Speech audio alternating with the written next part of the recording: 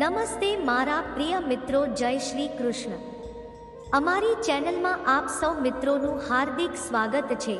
મિત્રો, એકવાર માતા પાર્વતી કૈલાશ પર્વત પર ભગવાન ભોલેનાથ સાથે વાતો કરી રહી હતી.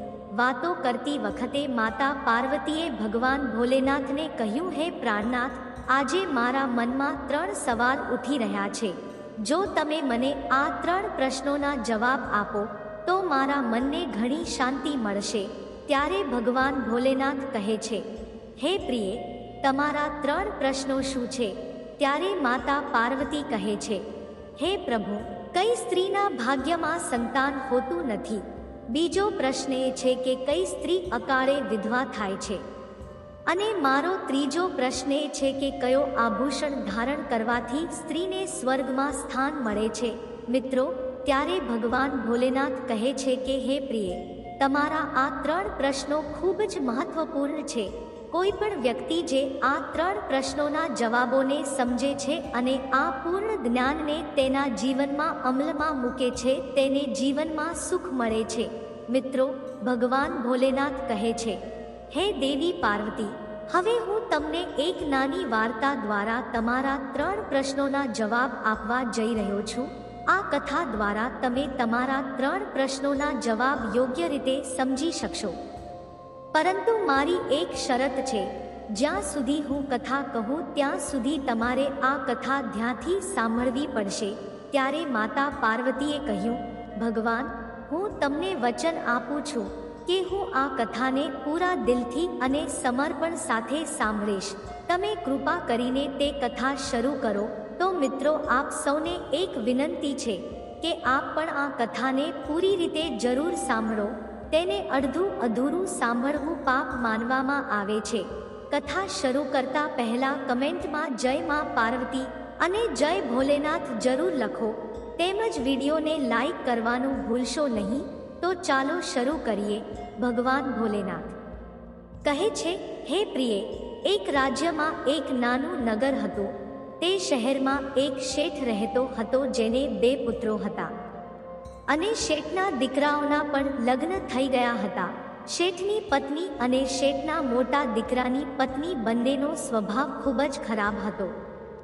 એટલે શેઠની પત્ની મોટા દીકરાની પત્નીને ખૂબ પ્રેમ કરતી હતી. નાના દીકરાની પત્ની ખૂબ જ સારા સ્વભાવની હતી અને તે એક પતિ સમર્પિત મહિલા પણ હતી અને તે ઘરનું બધું કામ એકલા જ કરતી હતી. આ પછી પણ શેઠની પત્ની અને મોટા દીકરાની પત્ની હંમેશા નાની વહુનું અપમાન કરતી હતી. શેઠના મોટા પુત્રની વહુને એક પુત્ર અને નાની વહુને એક પુત્રી હતી.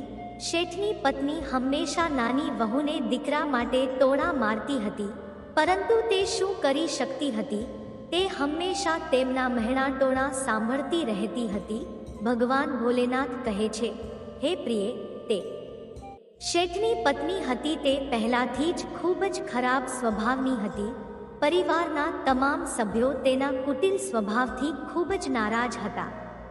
પરંતુ તે તેની સીધીસાદી નાની વહુને થોડી વધારે પરેશાન કરતી હતી. તેને ત્રાસ આપવામાં ખૂબ આનંદ આવતો હતો. શેઠના નાના દીકરાની પત્નીનું નામ સુકન્યા હતું. બિચારી સુકન્યા સવારે વહેલી સવારે ઉઠીને પોતાના કામમાં લાગી જતી હતી. આમ કર્યા પછી પણ સુકન્યા હંમેશા શેઠની પત્નીની આંખોમાં ખૂંચતી રહેતી હતી. એક દિવસ સુકન્યા ઘરમાં ઝાડુ મારી રહી હતી. ત્યારે શેઠની પત્નીએ કહ્યું કે તારા હાથમાં તાકાત નથી કે તું આટલું ધીમે ઝાડુ મારે છે. હું મંદિરે જાઉં છું. હું પાછી આવું તે પહેલાં મારા માટે ભોજન બનાવી મૂકજે અને જેવી હું આવીશ કે તરત જ હું તે ભોજન જમીશ. અને સાંભળ, અન્નનો એક દાણો પણ વેડફાવો ન જોઈએ. બિચારી સુકન્યાએ શું કરી શકે તે તેના શબ્દો સાંભળતી રહી. પછી ઘરની સાફસફાઈ બાદ સુકન્યાએ રસોઈ બનાવવાનું શરૂ કર્યું. રસોઈ બનાવતી વખતે તે મનોમન વિચારતી હતી કે આટલું બધું કામ કર્યા પછી પણ હું એક ક્ષણ માટે પણ નિરાંતનો શ્વાસ લઈ શકતી નથી અને સાસુ હંમેશા મારા કામમાં ખામી શોધતી રહે છે. એટલામાં જ દરવાજો ખખડાવવાનો અવાજ આવતા જ સુકન્યાના વિચારોમાં ભંગ થયો. એવું લાગે છે કે મારા સાસુ આજે વહેલા પાછા આવી ગયા છે. સુકન્યાએ જ્યારે દરવાજો ખોલ્યો તો તેણે જોયું કે બહાર દરવાજા પર એક સંન્યાસી મહાત્મા ઊભા હતા. મિત્રો, તે ઋષિ મહારાજ સુકન્યાને કહે છે કે પુત્રી, બાબાને થોડું ભોજન કરાવશો. મને ખૂબ જ ભૂખ લાગી છે. મારા પ્રિય ભક્તો, ભગવાન ભોલેનાથ કહે છે, હે પ્રિય. સુકન્યા ખૂબ જ સૌમ્ય અને સંસ્કારી હતી. તેણે વિચાર્યું કે મારે સાધુ મહારાજને ભોજન આપવું જોઈએ. પછી થોડી વાર વિચાર કર્યા પછી સાધુને અંદર જમવા આવવાનું કહ્યું. અને તે જ સમયે સુકન્યાએ તેના મનમાં વિચાર્યું કે સાસુથી કેમ ડરવું? જો સાસુ મને કંઈક કહેશે તો પણ હું તેમને કહીશ કે હું મારો ભાગનું ભોજન આ મહાત્માને આપું છું. ભગવાન વિષ્ણુ કહે છે, હે લક્ષ્મી. પછી આવું વિચારીને સુકન્યા સાધુને અંદર લઈ ગઈ અને અતિથિ ધર્મનું પાલન કરીને તે સાધુને ભોજન આપ્યું. સાધુ ભોજન કરી જ રહ્યો હતો કે સુકન્યાના સાસુ ઘરે આવી ગયા અને પછી ઘરની અંદર બેઠેલા સાધુને ખાવાનું ખાતા જોઈને તેનો ગુસ્સો 7મા આસમાને પહોંચી ગયો અને અચાનક સાધુ મહારાજને જોઈને કહેવા લાગી કે અહીં કોઈ પ્રકારનો ભંડારો કે મિજબાની ચાલી રહી નથી, જે તમે ઘરમાં બેસાડીને ભિખારીઓને ખવડાવી રહ્યા છો. સુકન્યાએ તેના સાસુને રોકવા માટે ખૂબ જ પ્રયત્ન કર્યો, પણ દુષ્ટ સ્ત્રીએ સાધુને ઘરની બહાર ધકેલી દીધો અને તેનું ખાવાનું ઉપાડીને ફેંકી દીધું. હવે તેનો ગુસ્સો સુકન્યા પર ફૂટી પડ્યો અને કહેવા લાગી, અરે દુષ્ટ સ્ત્રી, મેં તને કહેલું કે અન્નનો એક દાણો પણ ન બગડવો જોઈએ, પણ તે શું કર્યું? તે એ ભિખારીને આટલું બધું ખાવાનું આપ્યું. શ્રોતાઓ, ભગવાન ભોલેનાથ કહે છે, હે પ્રિય. સુકન્યાએ ધ્રુજતા ધ્રુજતા કહ્યું, સાસુ, મેં મારો ભાગનું ભોજન સંન્યાસીને આપ્યું છે. આમાં આટલો ગુસ્સે થવાનો શું અર્થ છે? શાસ્ત્રો કહે છે કે દરવાજા પર આવતા મહેમાનોને ક્યારેય ખાલી હાથે મોકલવા ન જોઈએ. ભગવાન ભોલેનાથ કહે છે, હે પ્રિય. આ રીતે સુકન્યા અને સાસુનો વિવાદ લાંબા સમય સુધી ચાલતો રહ્યો. અંતે તે કુટિલ સાસુએ સુકન્યાને પણ ઘરની બહાર ધકેલી દીધી. હવે બિચારી રડતી રહી, ઘરનો દરવાજો ખખડાવતી રહી, પરંતુ તેની સાસુ પથ્થર દિલની થઈ ગઈ હતી. હવે સુકન્યાએ વિચાર્યું કે તેની પાસે તેના પિયરના ઘરે જવાનો એક જ રસ્તો બચ્યો છે. શ્રોતા મિત્રો, ભગવાન ભોલેનાથ કહે છે, હે પ્રિય. આમ સુકન્યા દુર્ભાગ્યે તેના પિયરમાં જવા માટે નીકળી પડી. રસ્તામાં વચ્ચે ગાઢ જંગલ આવતું હતું. સુકન્યા ભૂખત્રસથી પીડાતી પોતાના પિયરે જઈ રહી હતી.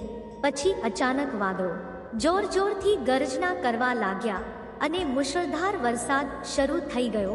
ભગવાન ભોલેનાથ કહે છે, હે પ્રિય. સુકન્યાએ વરસાદથી બચવા માટે એક ઝાડનો આશ્રય લીધો, પરંતુ વરસાદનો વેગ એટલો જોરદાર હતો કે તેનાથી બચવું મુશ્કેલ હતું. હવે એ જ ઝાડના મૂળમાં એક મોટી બખોલ હતી. સુકન્યા એ વિચારીને તેમાં પ્રવેશી કે વરસાદ બંધ થયા પછી તે બહાર આવશે અને જ્યાં સુધી વરસાદ પડે છે ત્યાં સુધી તે બખોલની અંદર રહીને વરસાદથી પોતાને બચાવી શકે છે. શ્રોત મિત્રો, ભગવાન ભોલેનાથ કહે છે, હે પ્રિય. જ્યારે સુકન્યાએ તે વૃક્ષના બખોલમાં પ્રવેશ કર્યો ત્યારે તેને તે બખોલની અંદર એક સાધુ મળ્યો. પછી સંતે કહ્યું, પુત્રી, રડવાનું બંધ કર. હું જાણું છું કે તારો પરિવાર તારો અનાદર કરે છે, કારણ કે તેઓ દુષ્ટ વૃત્તિના છે અને તેઓ તમને ટોણો મારે છે, કારણ કે તમારી જેઠાણીને એક પુત્ર થયો છે અને તમને હજી સુધી કોઈ પુત્ર નથી થયો. પરંતુ ચિંતા કરશો નહીં. હું તમને એક ચિઠ્ઠી આપું છું. આ ચિઠ્ઠીમાં લખેલો ઉપાય પૂરી નિષ્ઠાથી કરજો અને પછી તમને પુણ્યશાળી પુત્ર મળશે. આ રીતે સંત મહાત્માએ એક ચિઠ્ઠી આપી અને ત્યાંથી ગાયબ થઈ ગયા. બીજી તરફ વરસાદ બંધ થતાં જ તેનો પતિ સુકન્યાને શોધતો ત્યાં પહોંચ્યો અને ત્યારબાદ સુકન્યા તેના પિયરે ન ગઈ અને તે જ જંગલમાં ઝૂંપડી બનાવીને રહેવા લાગી. ભગવાન ભોલેનાથ કહે છે, હે પ્રિય. આ એક દિવસની વાત હતી. સુકન્યાએ પુત્ર વિશે વિચાર્યું અને વિચારવા લાગી કે જો મારે પણ પુત્ર થશે તો સાસરીમાં પણ મારું સન્માન થશે.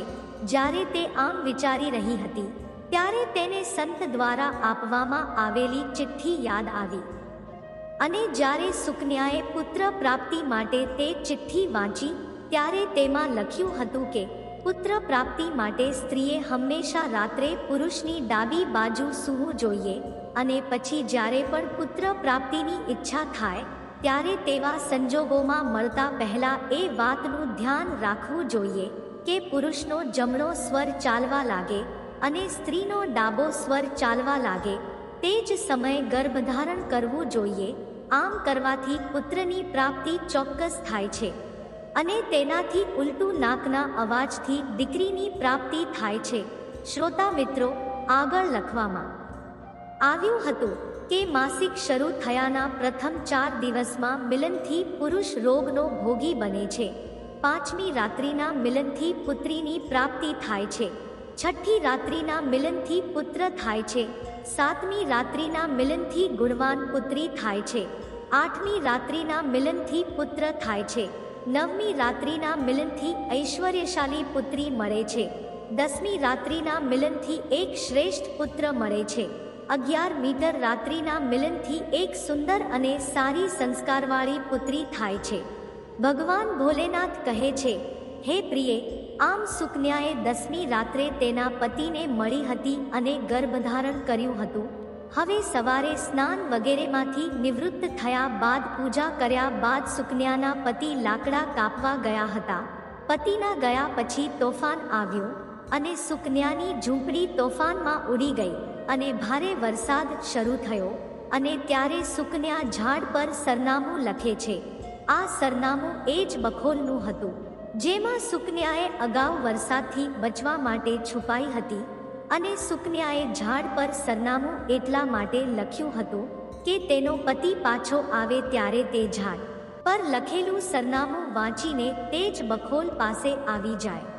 ભગવાન ભોલેનાથ કહે છે, હે પ્રિય, સુકન્યા આવીને બખોલમાં જઈને બેસી જાય છે. તે ઝાડ પર 2 રાક્ષસનો વાસ હતો. અહીં વરસાદથી બચવા માટે સુકન્યા તે બખોલમાં છુપાઈ ગઈ હતી અને બીજી તરફ આ બંને રાક્ષસ ભયાનક વરસાદથી પરેશાન થઈને તે ઝાડ તરફ આવી રહ્યા હતા. ત્યારે એક રાક્ષસ ઝાડ નીચે આવીને કહેવા લાગ્યો કે વરસાદ જતો પણ નથી, નહીં તો મને સોનાના ટાપુ પર જવાનું મન થતું છે. ત્યારે બીજા રાક્ષસે કહ્યું, આમાં શું મોટી વાત છે? આ ઝાડ હવે આપણને ઉડાડીને આપણને એ જ જગ્યાએ લઈ જશે જ્યાં સોનાનો ટાપુ છે. પછી તે બંને રાક્ષસ ઝાડની ડાળી પર બેઠા અને ઝાડ ઉડવા લાગ્યું. બીજી તરફ થાકેલી સુકન્યા બખોલમાં સંતાઈ ગઈ હતી. બખોલમાં પ્રવેશતા જ સુકન્યા થાકના કારણે સૂઈ ગઈ હતી. પરંતુ સુકન્યા ઝાડના ઝટકાથી જાગી ગઈ અને ઝાડને ઉડતું જોઈને તે ગભરાઈ ગઈ. જ્યારે સુકન્યાએ બખોલની બહાર જોયું ત્યારે ઝાડની ડાળી પર 2 રાક્ષસો બેઠા હતા. આખરે સુકન્યાએ પરિસ્થિતિ સાથે સમાધાન કરી લીધું અને વિચાર્યું કે જે થશે તે સારું રહેશે. પછી ટૂંકી ઉડાન પછી ઝાડ એક સુવર્ણ ટાપુ પર પહોંચ્યું અને ઉતરી ગયું. બીજી તરફ બંને રાક્ષસોને ભૂખ લાગી રહી હતી, તેથી બંને શિકારની શોધમાં નીકળી ગયા. ભગવાન ભોલેનાથ કહે છે, હે પ્રિય, તે 2 રાક્ષસોના ગયા પછી સુકન્યા બખોલમાંથી બહાર આવી અને તેણે રાહતનો શ્વાસ લીધો. હવે જેવી સુકન્યાએ સોના ટાપુ પર ફેલાયેલી રેતી જોઈ કે તરત જ તેને ખૂબ આશ્ચર્ય થયું કે આ રેતી ચમકી રહી છે. અને જેવી સુકન્યાએ પોતાના હાથમાં રહેલી રેતી ઉપાડી કે તરત જ તે બૂમો પાડવા લાગી, અરે, આ તો સોનાની રેતી છે. અને પછી સુકન્યાએ તેની સાડીની પાલવમાં શક્ય તેટલી રેતી બાંધી દીધી અને પાછી આવીને તે જ બખોલમાં છુપાઈ ગઈ. ભગવાન ભોલેનાથ કહે છે, હે પ્રિય, અહીં સુકન્યા તે બખોલમાં પાછી ગઈ કે તરત જ બંને રાક્ષસો ઝાડ પર પાછા આવ્યા અને તે એકબીજાને કહેવા લાગ્યા, આજે પેટ ભરીને ખાધા બાદ તે પૂરી રીતે સંતુષ્ટ થઈ ગયો. હવે આપણે જ્યાંથી આવ્યા છીએ ત્યાં પાછા જઈએ અને પછી આ રીતે થોડા જ સમયમાં તે ઝાડ ઉડ્યું અને તે જ જગ્યાએ પાછું આવ્યું જ્યાંથી તે ઝાડ ઉડ્યું હતું. ભગવાન ભોલેનાથ કહે છે, હે પ્રિય, સુકન્યા ત્યાં સુધી એ જ બખોલમાં છુપાઈ રહી જ્યાં સુધી તે રાક્ષસો કોઈ કામને કારણે તે વૃક્ષથી દૂર ન થઈ ગયા.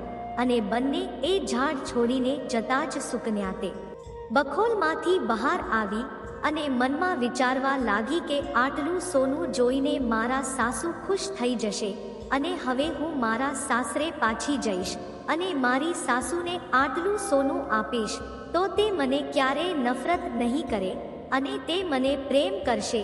ભગવાન ભોલેનાથ કહે છે, હે પ્રિય, અહીં સુકન્યા આવું વિચારી રહી હતી ત્યાં તો સુકન્યાનો પતિ સુકન્યાને તે જ ઝાડ તરફ શોધતો આવ્યો. ત્યારે સુકન્યા તેના પતિને બધું કહે છે અને પતિ સાથે સાસરીમાં પહોંચ્યા બાદ સાસુને કહે છે કે જુઓ સાસુમાં, હું તમારા માટે શું લાવી છું. અને આમ કહીને તે પોતાના સાસુને બધું જ સોનું આપી દે છે અને કેવી રીતે તેને સોનું મળ્યું તે પણ આખી ઘટનાને પોતાના સાસુને કહી દે છે. ભગવાન ભોલેનાથ કહે છે, હે પ્રિય, સોનું લીધા પછી સુકન્યાના સાસુ ખૂબ ગુસ્સે થઈ ગયા અને કહ્યું, એ મૂર્ખ સ્ત્રી, તું આટલું જ સોનું લાવી છે, આટલું સોનાનું શું થાય? જો હું હોત તો ઘણું સોનું લાવી હોત. પછી તેના સાસુની વાત સાંભળીને તે સુકન્યા કહેવા લાગી, માં, આપણી 3-4 પેઢીઓ માટે આટલું સોનું પૂરતું છે. તો સાસુ કહેવા લાગી કે અરે મૂર્ખ, સોનું પણ કઈ પૂરતું હોય છે, તે તો જેટલું હોય એટલું ઓછું હોય છે. હવે હું જાઉં છું અને જુઓ કેટલું સોનું લાવું છું. ભગવાન ભોલેનાથ કહે છે, હે પ્રિય, સુકન્યાએ તેના સાસુને ખૂબ સમજાવી પરંતુ તે લોભી દુષ્ટ સ્ત્રીએ એક પણ વાત માની નહીં. તેણે સુકન્યાની વાત ન સાંભળી અને એ જ ઝાડની બખોલમાં જઈને બેસી ગઈ. બંને રાક્ષસો ઝાડ પર આવ્યા કે તરત જ ઝાડ ઉડવા લાગ્યું. અહીં ઝાડ ઉડી રહ્યું હતું તો બીજી તરફ સુકન્યાના સાસુ મનમાં ખૂબ જ ખુશ હતા કે આજે હું એક સાથે ઘણું સોનું લાવીશ. ભગવાન ભોલેનાથ કહે છે, હે પ્રિય, અહીં સુકન્યાના સાસુ તેના મનમાં ખુશ થઈ રહી હતી. તે જ સમયે એક રાક્ષસ કહેવા લાગ્યો, ચાલો આજે આપણે સુવર્ણદ્વીપ પર ન જઈએ પરંતુ આપણે મત્સ્યદ્વીપ પર જઈએ. આજે મને માછલીઓ ખાવાનું ખૂબ જ મન થયું છે. અને પછી જેવું રાક્ષસે માછલી ખાવાનું મન બનાવ્યું કે તરત જ ઝાડ મત્સ્યદ્વીપ તરફ ઉડ્યું. ભગવાન ભોલેનાથ કહે છે, હે પ્રિય, આમ રાક્ષસના શબ્દો સાંભળીને બખોલમાં બેઠેલી તે લોભી સ્ત્રી પોતાને રોકી શકી નહીં અને અચાનક કહ્યું, અરે, તમે સોના ટાપુ કેમ નથી જતા? તમે મત્સ્યદ્વીપ પર નહીં, સોના ટાપુ પર ચાલો. હવે જ્યારે પેલી લોભી સ્ત્રીએ આટલો અવાજ કર્યો એટલે રાક્ષસને લાગ્યું કે કોઈ ચોક્કસપણે બખોલમાં સંતાઈ રહ્યું છે અને તેઓ તરત જ બખોલમાં પ્રવેશ્યા. અને પછી પેલા બે રાક્ષસોએ પેલી લોભી સ્ત્રીને જોઈ કે તરત જ તેને ઊંચકીને ઝાડ પરથી નીચે ફેંકી દીધી અને લાલચી સ્ત્રી જમીન પર પડતા જ મૃત્યુ પામી.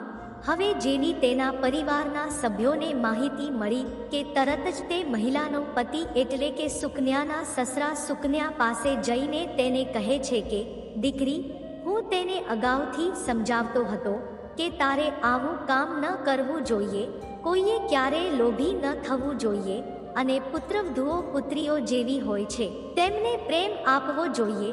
પરંતુ તેણે મારી વાત ન માની અને આજે તેને તેના કર્મોનું ફળ મળ્યું છે. ભગવાન ભોલેનાથ કહે છે, હે પ્રિય, બીજી તરફ સુકન્યા તેના પતિ સાથે ખુશીથી રહેવા લાગી.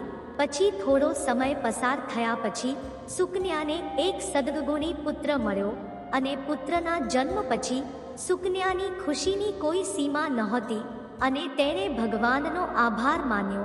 તો બીજી તરફ હંમેશા સુકન્યાને દીકરા માટે ટોણા મારતા શેઠના મોટા દીકરાની વહુ જ્યારે સુકન્યાને દીકરો થયો ત્યારે મહેણા મારવાનું બંધ કરી દીધું. બીજી બાજુ શેઠના મોટા દીકરા અને વહુ ગરીબીમાં દિવસો પસાર કરવા લાગે છે. ત્યારે શેઠની મોટી વહુ સુકન્યા સામે જઈને હાથ જોડીને પોતાની ભૂલ માટે માફી માંગવા લાગે છે. સુકન્યા ખૂબ જ માયાળુ સ્ત્રી અને ખૂબ જ સૌમ્ય સ્ત્રી હતી, તેથી તે તેની જેઠાણીને માફ કરી દે છે અને જે સોનું તે લાવી હતી તેમાંથી થોડું જેઠાણીને આપે છે. આ રીતે આખો પરિવાર સારી રીતે રહેવા લાગે છે.